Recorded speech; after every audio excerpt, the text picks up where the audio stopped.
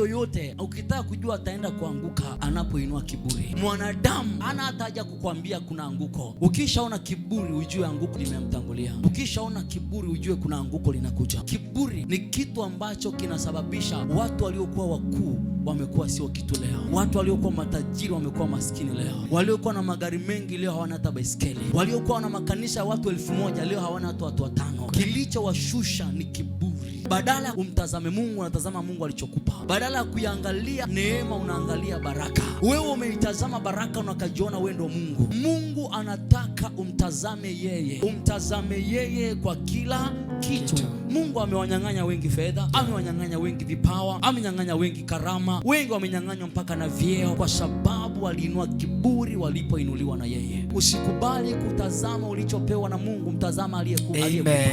Ni kweli tutaitazama biashara lakini si kama unavyomtazama Mungu.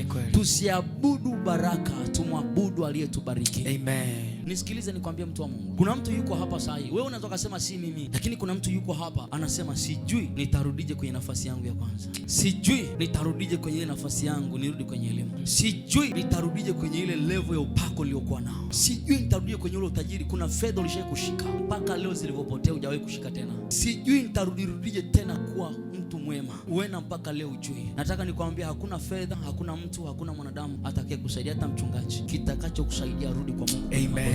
Amen. Rudi kwenye toba. Amen. Mwambie Baba ni rehema. Amen. Nilitazama baraka zaidi yako. Ndio. Nilitazama watoto zaidi yako Bwana. Ndio. Nikasema mimi Apostle siwezi kuja kanisani leo. Niko na watoto wameniachia watoto wenyewe nyumbani. Siwezi kuja.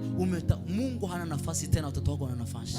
Kuna watu ambao mimi siwezi kufunga biashara baba. Unajua leo ni siku ya biashara sana Jumapili. Na mimi siwezi kufunga biashara baba yangu. Nitaachaje biashara yangu sasa? Ndio hiyo tunaitegemea.